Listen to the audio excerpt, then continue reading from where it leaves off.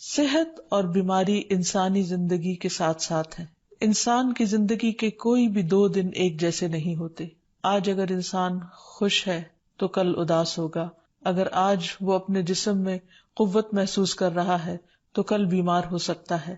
انسان کے اوپر دن میں بھی کئی بار مختلف طرح کی کیفیات گزرتی ہیں. کبھی انسان روحانی طور پر، جذباتی طور پر بیمار ہوتا ہے اور کبھی انسان جسمانی طور پر بیمار ہو جاتا ہے. بیماری کی کیفیت صحت کی کیفیت سے مختلف ہوتی ہے اور ہر انسان اس کو محسوس کر سکتا ہے. ایسی صورت میں انسان کو دوا کے ساتھ ساتھ اللہ سبحانہ وتعالی کی طرف رجوع کرنا چاہیے اور اپنے لیے خوب خوب دعائیں کرنی چاہیے.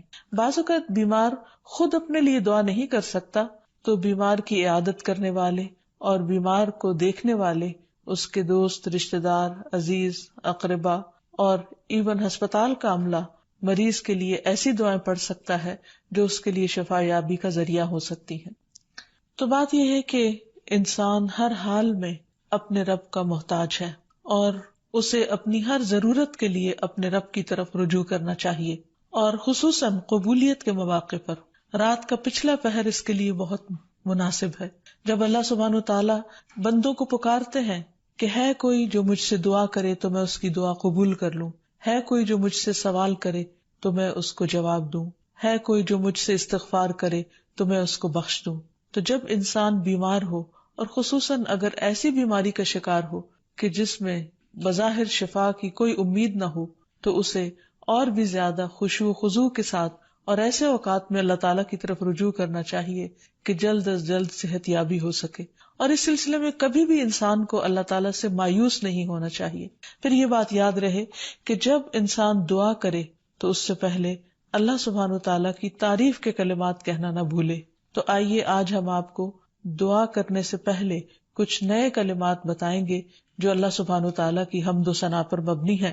ربنا لک الحمد ملء السماوات والارض وملء ما شئت من شيء بعد اهل الثناء والمجد احق ما قال العبد وكلنا لك عبد اللهم لا مانع لما اعطيت ولا معطي لما منعت ولا ينفع ذا الجد منك الجد. اے ہمارے رب، تمام تعریفیں تیرے ہی لیے ہیں جن سے آسمان اور زمین بھر جائیں، اور اس کے بعد جو تو چاہے وہ بھی اس سے بھر جائے. تو ہی تعریف اور بزرگی کے لائق ہے. بندے جو کہتے ہیں تو ان کا سب سے زیادہ حقدار تو ہے، اور ہم سب تیرے بندے ہیں. اے اللہ، جسے تو عطا کرنا چاہے اس سے کوئی روک نہیں سکتا، اور جسے تو نہ دینا چاہے اسے کوئی دے نہیں سکتا، اور کسی مرتبے والے کی بزرگی تیرے سامنے کوئی فائدہ نہیں دے سکتی. یعنی اللہ سبحانہ وتعالیٰ کے علاوہ کوئی بھی اور ایسا نہیں ہو سکتا جو انسان کی مشکل کو آسان کر سکے. تو آئیے اس کے ساتھ ہم دیکھتے ہیں کہ بیماری کے اسباب کیا ہوتے ہیں، بیماریاں کیوں آتی ہیں. سب سے پہلی بات تو یہ کہ بیماری اللہ کے اذن سے آتی ہے.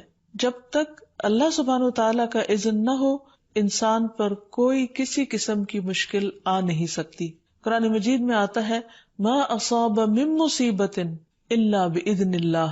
جو بھی مصیبت آتی ہے وہ اللہ کے اذن سے آتی ہے اور وہ تقدیر کا حصہ ہوتی ہے، اور اس میں اللہ سبحانہ وتعالیٰ کی حکمت اور مشیت کار فرما ہوتی ہے. اور وہ کیا ہو سکتی ہے؟ مثلاً اللہ تعالیٰ کسی بندے کے ساتھ بھلائی کا ارادہ کرتے ہیں، اس کے گناہ معاف کرنا چاہتے ہیں، اس کو کسی خاص چیز کی سمجھ دینا چاہتے ہیں تو اسے تکلیف میں مبتلا کر دیتے ہیں. کیونکہ بعض اوقات انسان زندگی میں اتنا مصروف ہوتا ہے اپنے روزانہ کے روٹین کے کاموں میں کہ وہ ٹھہر کر، رک کر، خاموشی کے ساتھ وقفہ لیے بغیر کوئی ایسی بات سوچتا نہیں کہ جو اسے سوچنی چاہیے، جو اللہ تعالیٰ چاہتے ہیں کہ وہ سوچے. تو جب انسان بیمار ہو جاتا ہے تو ایک اور کنڈیشن میں آ جاتا ہے، وہ آرام کی کیفیت میں آ جاتا ہے. ایسی صورت میں انسان کو وہ باتیں بھی سوچنے کا موقع مل جاتا ہے جو عام طور پر وہ نہیں سوچتا. پھر اسی طرح ہمیں ہمارا دین یہ بھی بتاتا ہے کہ بعض اوقات انسان پر بیماری یا کوئی بھی تکلیف اس کے اپنے ہاتھوں کی کمائی سے آتی ہے، یعنی اس کا اپنا کوئی گناہ یا قصور ہوتا ہے جس کی بنا پر اسے وہ تکلیف پہنچتی ہے. قرآن مجید میں آتا ہے وَمَا أَصَابَكُم مِّن مُّصِيبَةٍ فَبِمَا كَسَبَتْ أَيْدِيكُمْ وَيَعْفُو عَن كَثِيرٍ. اور تمہیں جو بھی مصیبت پہنچی تو وہ اس وجہ سے ہے جو تمہارے ہاتھوں نے کمایا، اور وہ بہت سی چیزوں سے درگزر کر جاتا ہے. اسی طرح بعض اوقات انسان کی بیماریاں اس کے کسی گناہ کا نتیجہ ہوتی ہیں۔ عمر رضی اللہ عنہ نے جب عباس رضی اللہ عنہ سے بارش کی دعا کرنے کے لیے کہا تو انہوں نے کہا، اے اللہ، بے شک مصیبتیں گناہوں کی وجہ سے ہی نازل ہوتی ہیں اور انہیں صرف توبہ ہٹا سکتی ہے۔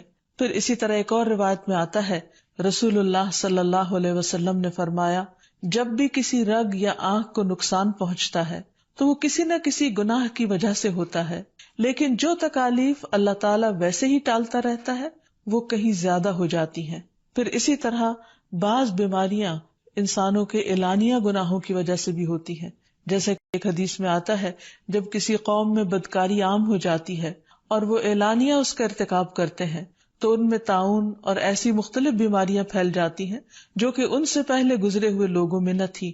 ابو امامہ باہلی سے روایت ہے کہ نبی صلی اللہ علیہ وسلم نے فرمایا، جس بندے کو بھی بیماری سے پچھاڑ دیا گیا ہو تو اللہ تعالیٰ اسے جب بیماری سے اٹھاتا ہے تو وہ پاک ہوتا ہے۔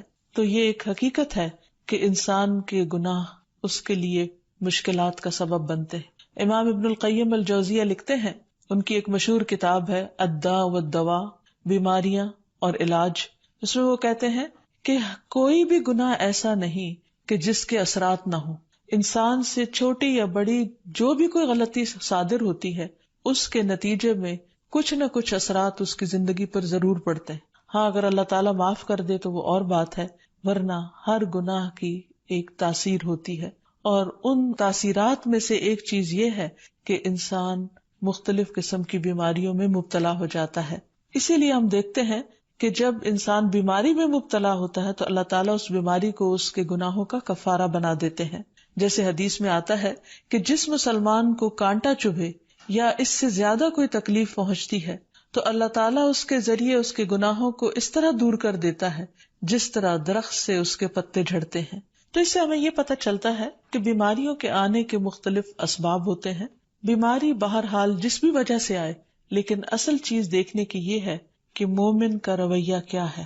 مومن کو اگر کوئی کانٹا بھی چبھتا ہے تو وہ اس پر صبر کرتا ہے۔ اس لیے بیماری یا تکلیف کے آنے پر انسان کو اللہ سے راضی رہنا چاہیے، شکوہ نہیں کرنا چاہیے، کیونکہ جو اللہ سے راضی ہو جاتا ہے کسی آزمائش پر، اللہ تعالیٰ بھی اس سے راضی ہو جاتا ہے۔ پھر اسی طرح اللہ تعالیٰ کا شکر ادا کرنا چاہیے، کیونکہ بیماری اس سے زیادہ شدید بھی ہو سکتی تھی، لہٰذا انسان کو اللہ تعالیٰ جس حال میں رکھے انسان اس پر شکر گزار رہے۔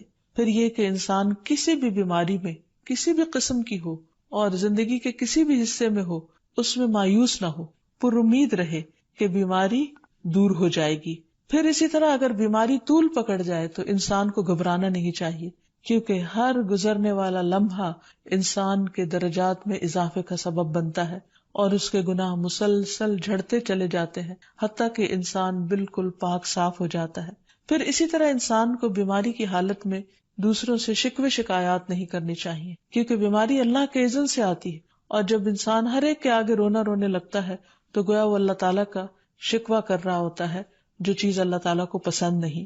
پھر اسی طرح منہ سے برے الفاظ نہیں نکالنے چاہیے، بیماریوں کو کوسنا نہیں چاہیے، اور پھر ایسے الفاظ نہیں ادا کرنے چاہیے کہ مجھے لگتا ہے کہ اس بیماری میں میری زندگی چلی جائے گی، یا یہ کہ کسی مریض کی عیادت کے لیے جا کر اس کو اس قسم کی بات نہیں کرنی چاہیے، خواہ کتنی ہی خطرناک بیماری کیوں نہ ہو، ہمیشہ اسے امید دلانے چاہیے، کیونکہ مایوسی کے الفاظ اور برے بھلے اور منفی قسم کی باتیں اللہ تعالیٰ کو پسند نہیں، اور انسان ویسے بھی جیسے سوچتا ہے پھر اس کے ایکشن اس کے مطابق ہونے لگتے ہیں۔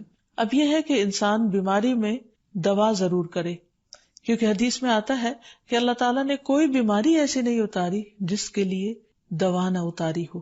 ہاں، جسے معلوم ہو اسے معلوم ہوتا ہے، اور جسے نہیں معلوم ہوتا اسے نہیں معلوم ہوتا۔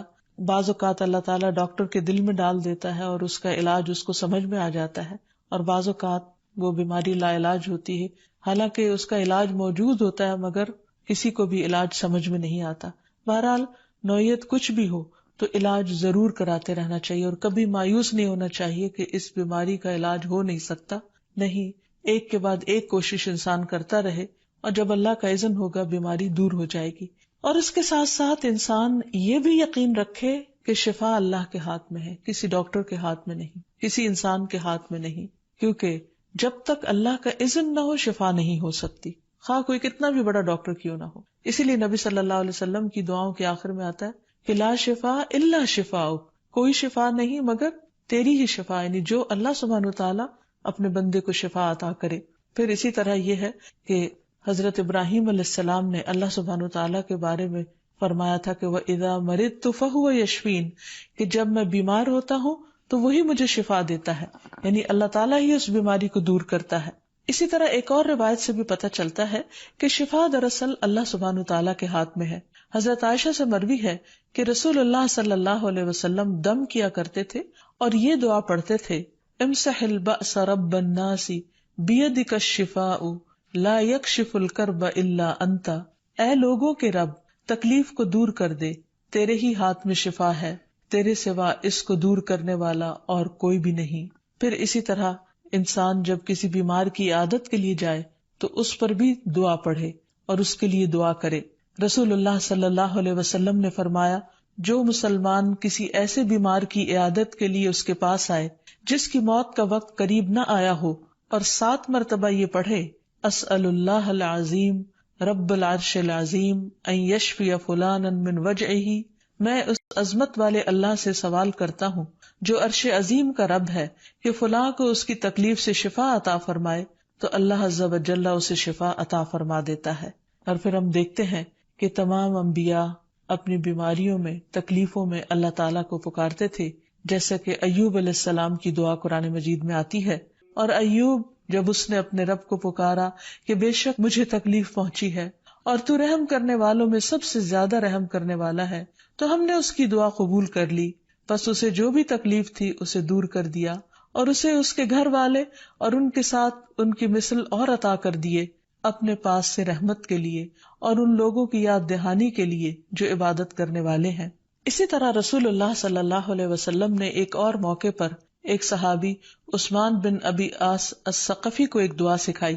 جب وہ نبی صلی اللہ علیہ وسلم کے پاس حاضر ہوئے، وہ کہتے ہیں مجھے اتنی تکلیف تھی کہ قریب تھا کہ وہ مجھے ہلاک کر دیتی، تو نبی صلی اللہ علیہ وسلم نے مجھے فرمایا، اس درد کی جگہ پر اپنا دایاں ہاتھ رکھو اور 7 مرتبہ کہو، بسم اللہ اعوذ بعزت اللہ وقدرتہ من شر ما اجد واحاذر، اللہ کے نام کے ساتھ میں پناہ مانگتا ہوں اللہ کی عزت کی اور اس کی قدرت کی اس شر سے جو میں محسوس کرتا ہوں، یعنی اس تکلیف سے بچنے کے لیے جو مجھے محسوس ہو رہی ہے اور جس سے میں خوف محسوس کرتا ہوں۔ عثمان کہتے ہیں کہ جب میں نے یہ پڑھا تو اللہ سبحانہ وتعالیٰ نے مجھے شفا عطا کر دی۔ پھر اسی طرح ہر بیماری سے شفا کی دعا نبی صلی اللہ علیہ وسلم نے سکھائی۔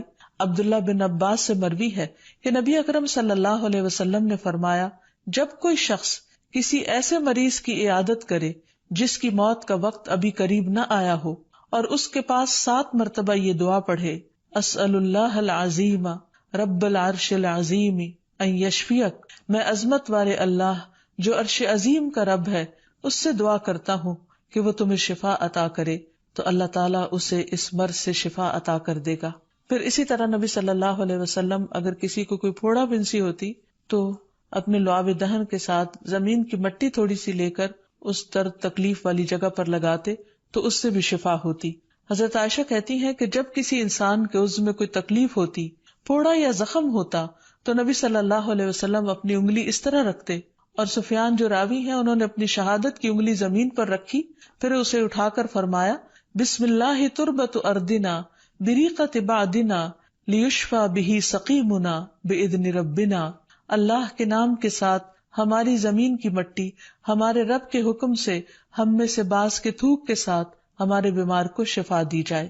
یعنی لعاب دہن کا اپنا ایک اثر ہوتا ہے، اور لعاب دہن جو ہے ایک طرح سے دوا کا کام کرتا ہے، اور اللہ کا نام لے کر جب لعاب دہن لگایا جائے تو شفا ہوتی ہے۔ جیسے کہ ایک اور موقع پر نبی صلی اللہ علیہ وسلم نے ایک جلے ہوئے مریض کے اوپر یہی دعا پڑھ کر لعاب دہن لگایا تو اللہ تعالیٰ نے اس مریض کو شفا یاب کر دیا، اور وہ دعا تھی، اذہب البأس رب الناس واشف انت الشافی لا شفاء الا شفاؤک شفاء لا یغادر سقما۔ پھر اسی طرح ایک موقع پر ایک قبیلے کے سردار کو جب بچھو نے کاٹ لیا اور اس کے جسم میں زہر پھیل گیا تو ایک صحابی نے سورۃ الفاتحہ پڑھ کر اس پر دم کیا تو اس سے اس کو شفا ہو گئی، اور یہ بات جب نبی صلی اللہ علیہ وسلم کو بتائی گئی تو آپ اس پر خوش ہوئے۔ اور سورۃ فاتحہ سب لوگوں کو آتی ہے، اسی لیے اس کا نام سورۃ الشفا بھی ہے، کیونکہ یہ بیماری میں بطور علاج پڑھی جاتی ہے مریض پر. مریض خود بھی پڑھ سکتا ہے اور اس کے اٹینڈنٹس بھی اس پر پڑھ سکتے ہیں. حضرت علی رضی اللہ تعالیٰ عنہ کہتے ہیں کہ نبی صلی اللہ علیہ وسلم کو بچھو نے ڈس لیا اور آپ نماز پڑھ رہے تھے. جب آپ نماز سے فارغ ہوئے تو آپ نے فرمایا اللہ تعالیٰ بچھو پر لعنت کرے، یہ نہ نمازی کو چھوڑتا ہے نہ کسی اور کو. پھر آپ نے پانی اور نمک منگوایا، آپ اس پر ملتے جا رہے تھے اور یہ صورتیں پڑھ رہے تھے، قل یا ایھا الکافرون وقل اعوذ برب الفلق اور قل اعوذ برب الناس. تو یہ بھی ایسے مواقع پر پڑھی جا سکتی ہیں. پھر اسی طرح یہ ہے کہ اگر کسی بھی دوا یا دعا سے مریض صحت یاب نہ ہو رہا ہو، اس کی تکلیف کم نہ ہو رہی ہو، تو بھی موت نہیں مانگنی چاہیے، کیونکہ مومن کے لیے زندگی ایک بہت بڑی نعمت ہے. وہ جس بھی حال میں گزرے، بہرحال وہ اسے آخرت کمانے کا ذریعہ بنا سکتا ہے. یعنی اگر وہ تکلیف میں اس کی زندگی گزر رہی ہے اور اس پر وہ صبر کر رہا ہے اور اللہ کو یاد کر رہا ہے، تو اس کے بے پناہ درجات بلند ہونے کا ذریعہ ہے. یعنی یہ بیماری اس کے لیے بلندی درجات کا ذریعہ بن جاتی ہے. اس لیے کبھی بھی موت نہیں مانگنی چاہیے. ہاں اگر تکلیف حد سے بڑھ جائے تو انسان یہ دعا مانگ سکتا ہے، اللہم احینی ما کانت الحیات خیرا لی وتوفنی اذا کانت الوفات خیرا لی. اے اللہ، جب تک میرے لیے زندگی بہتر ہو مجھے زندہ رکھ، اور جب میرے لیے وفات بہتر ہو تو مجھے وفات دے دے. تو اللہ تعالیٰ سے دعا ہے کہ اللہ تعالیٰ تمام بیماروں کو صحت اور شفا عطا فرمائے، اور ہمیں بیماری اور آزمائش کے موقع پر اپنی طرف رجوع کرنے کی توفیق دے، اور ہر طرح کے شرک اور ایسے کاموں سے بچائے جو اس کو ناراض کرنے والے. وآخر دعوانا ان الحمد للہ رب العالمین. السلام علیکم ورحمۃ اللہ وبرکاتہ.